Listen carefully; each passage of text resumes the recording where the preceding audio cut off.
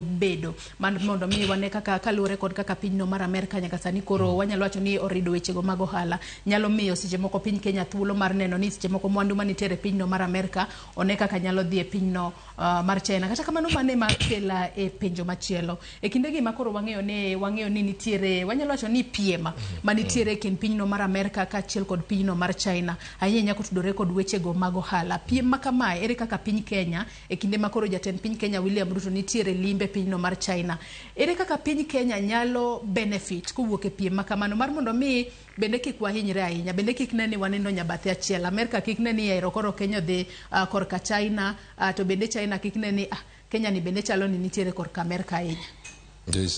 Dhogi ng'eny kizungu malo dholuo oboloso ramogi mar kizungu apan mokwongo nitiere gima dongere luongo ni trade imbalance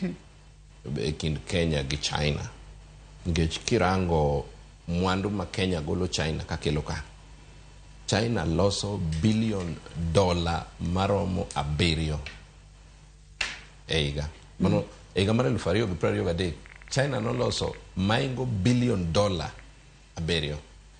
Kenya gik ma Kenya golo kaka tero China ne gin mana $20 million chiegni gachiel. Ino ka gino kien kata mana akwota mar akwota. Koro manyiso ni nitiere gima dhongere luongo ni trade imbalance. Onge lwasi ma Kenya gi China piemie kata time ohala makelo dongruok ne pinje gi te. Koro lweny ma kind China kod Amerika gisani kadipo ni Amerika oketo tariffs gi dholuo akiana luonge nango to oketo vikwazo kata gino mamiyo tero mwandu Kenya Amerika bedo matek to dipo nono ka ker oloso gi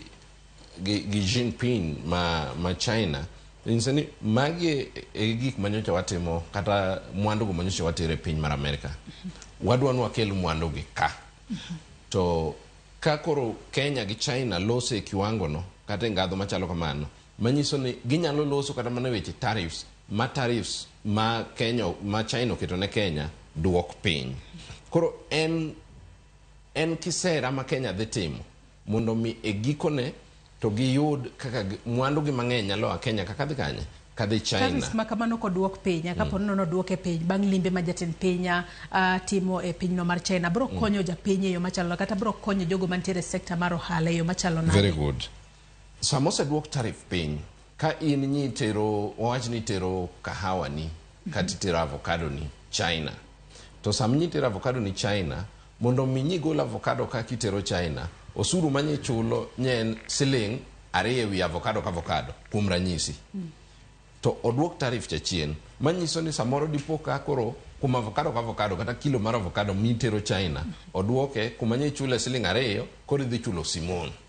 duno ka koro ine midhi bedo gi nueng'o ne ine ja ohala directly manyiso ni kata ng'ama biro kawo kuomi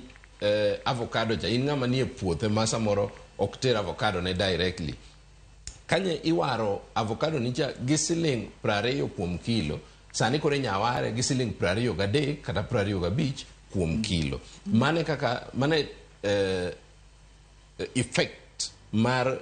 twak makamano dhi kelo kod effect mar tariffs negotiation mar tariff no dhi kelo ne japiny ma kawaida.